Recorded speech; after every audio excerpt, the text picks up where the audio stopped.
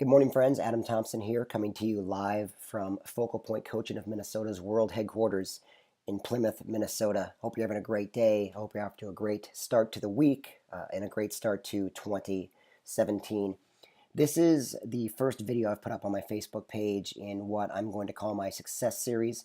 I hope to put these up on a regular basis, and I hope you enjoy them. I welcome your feedback, your comments. I would love to know what you think about what I'm putting up. I would love to know your thoughts on other things, other topics you'd like me to discuss, and I'd be happy to look into those and dive into them with you. But to start out for today, I want to talk about the idea of success.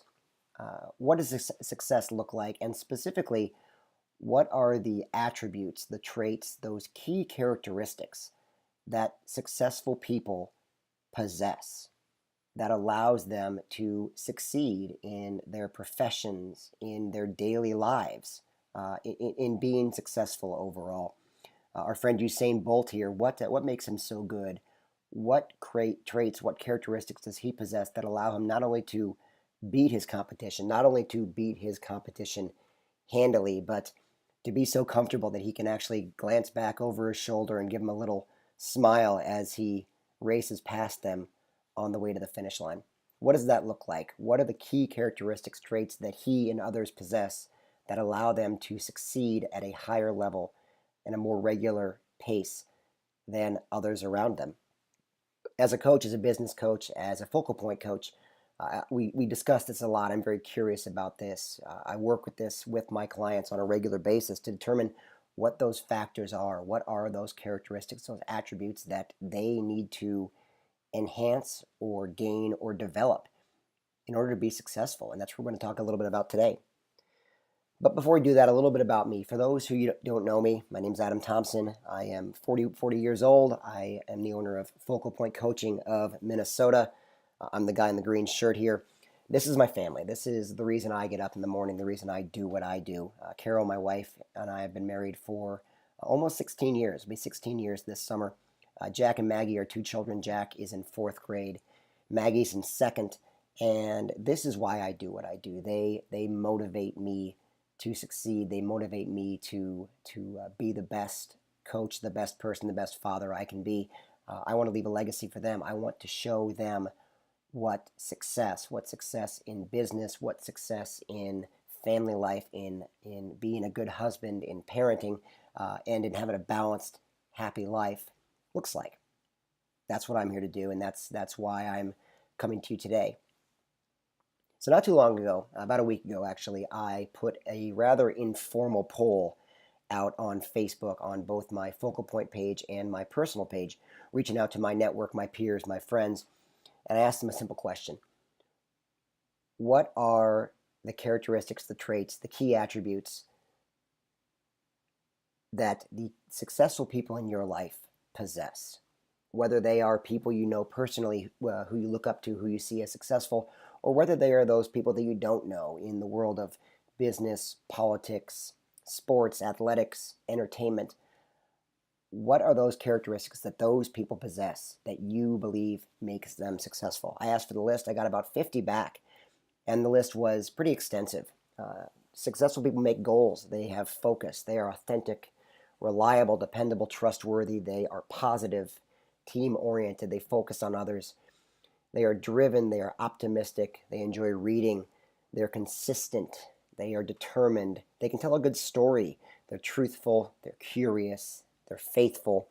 They're results-oriented. They are learners. They're willing to make change. They are leaders. They're prepared. They see the big picture. They display humility. They motivate others. They display confidence. They gain respect. They earn respect. They are persistent and competitive. They have empathy to others. They are great listeners. They are patient. They're full of energy. They're creative, customer-focused, organized. They're timely. They are responsible. They are accountable, and they are respectful. They're invested in what they do. They're go-getters. They are passionate. They are motivated by their own failures. They display kindness and grit. They're good negotiators. They have enthusiasm, and they have that indispensable quality of forgiveness. Qualities of success, the traits of success, the attributes of success. I'm sure you're thinking of others right now. I would love to hear those comments. What else did we miss? What other attributes are out there that successful people possess. Now, we're not the only ones to think about this. This goes back a long way. Back in the early 1900s, turn of the 20th century, a gentleman named Andrew Carnegie, fabulously wealthy, titan of industry, steel, railroads, did all of it, makes Bill Gates, makes Mark Zuckerberg, name your billionaire out there right now.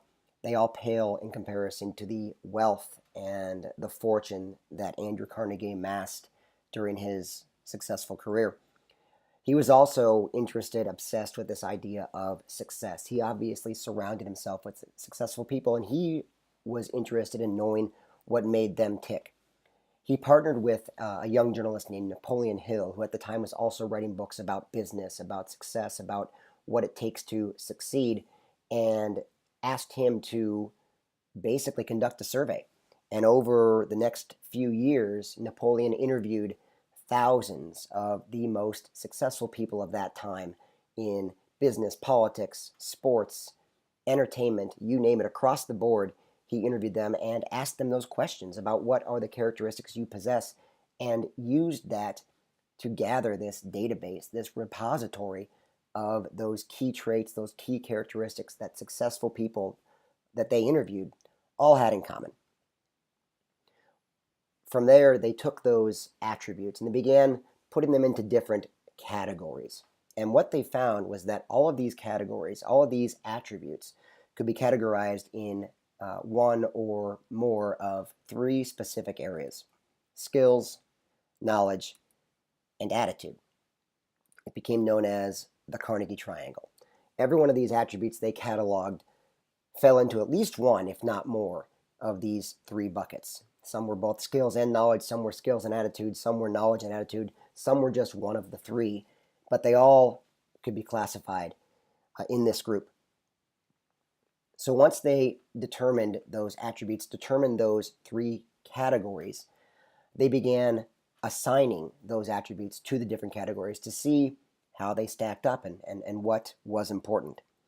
What they found was, out of all the attributes, skills and knowledge accounted for about 15% of them, meaning they are important. You can affect your level of success. You can affect the speed by which you succeed by gaining skill, by adding knowledge. If you want to be the best in your field, in your industry, you need to have that knowledge. You need to learn. You need to be a constant learner. You need to develop your skills. Skills simply being the application of that knowledge. You need to get better at what you do. You need to know everything to know about your field, and you will increase your likelihood of success. However, the overwhelming majority of those attributes, 85% of them, fell into that bucket of attitude. Not exclusively, but every one of those 85% could be classified in that attitude category. And what that tells us is the overwhelming determining factor of your success is your attitude. It is how you approach things. It is how you carry yourself. It is how you respond to people. It is how you respond to opportunities, how you respond to obstacles, how you get up every day and approach what you need to do in order to accomplish your goals. 85% of it is attitudinal in nature. Now, granted, this is a survey from 100 years ago. Is it still relevant today? Tough to say. Let's look at our list. Let's look at that list that you helped me produce, and let's see what those characteristics look like. I went through and made check marks among all of them that fall into that attitude category.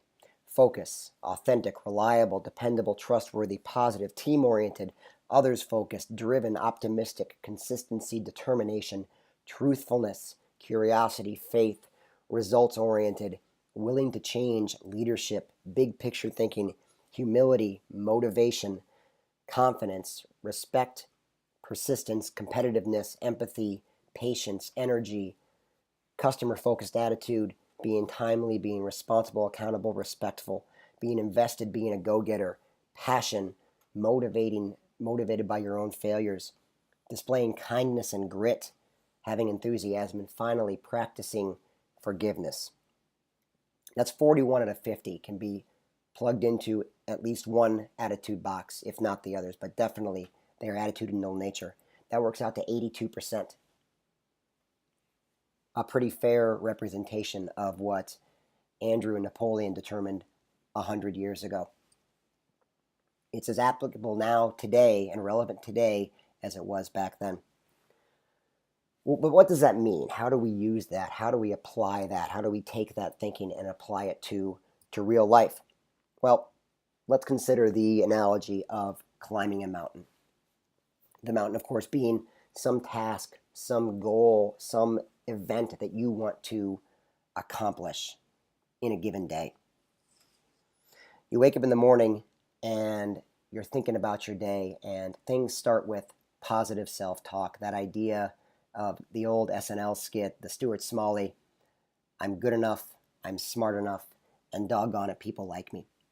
Getting yourself into a positive mindset, thinking about what you need to do in a positive way that you will be successful, expecting to be successful, that's going to lead to positive feelings. You're going to feel good about what you need to accomplish. You're going to like your chances. You're going to like your odds for making the most of that opportunity for the day. Those positive feelings, that feeling that you will accomplish what you need to do, are going to lead to positive actions. If you feel good about where you are, you're going to do the things necessary. You're going to go that extra mile and work harder to accomplish that goal. And ultimately, if you are making those strides, doing those positive actions, it will lead to a positive result. It will lead to success, to achievement of that goal. It will lead to you being a little purple stick figure standing on top of that mountain. Real world application, what does that look like? Let's take a sales example. Let's take a sales pitch that's coming up. You're going off to meet a client. You had a tough day, had a tough morning, maybe not feeling well, maybe disappointed that the Wolves lost to the Heat last night, whatever it might be. Had a tough time with your wife, your husband, your kids that morning, and you're just not feeling it.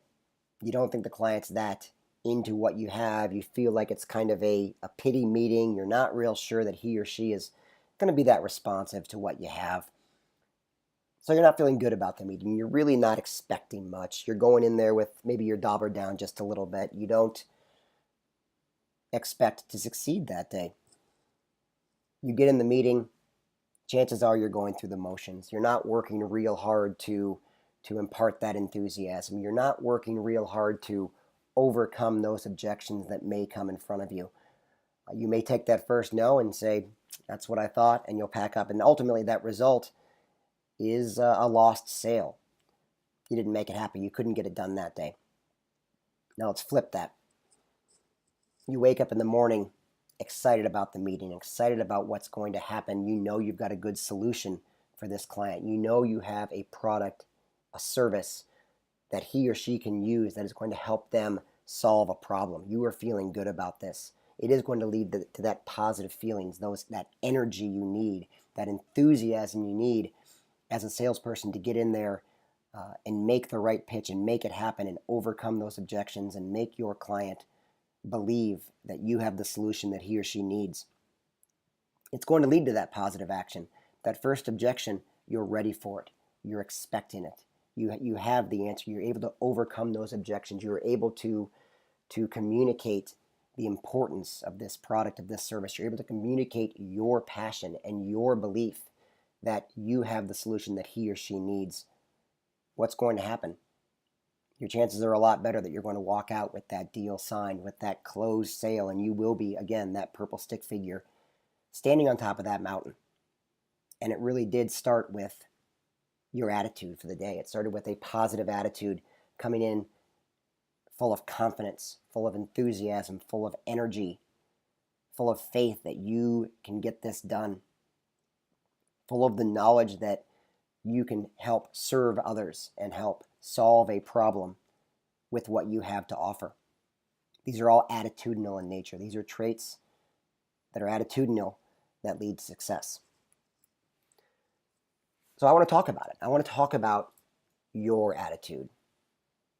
As a coach, when I work with my clients, when I work with groups, when we do trainings, when we do workshops, it often starts with attitude. It does not start with sales training or operational development or diving into finances. It starts with, what does the attitude look like? What does the culture look like? What does the vision look like? These are all attitude in nature. These are attitudinal in nature. That's where we start.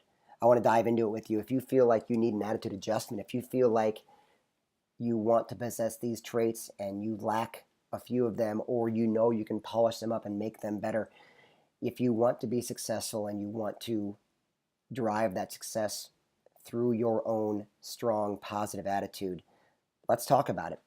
Give me a call, shoot me a text, 612-965-2971. My email's right there. Hit me on Facebook, message me, or leave a comment. Give me some information and let's talk about it. Once again, I'd love your comments. I'd love your feedback. I want to know what you think about this idea. I want to know your thoughts, and I want to know what else you want to learn about. Let's start a conversation. Let's start a dialogue. I look forward to hearing from you. Have a great day.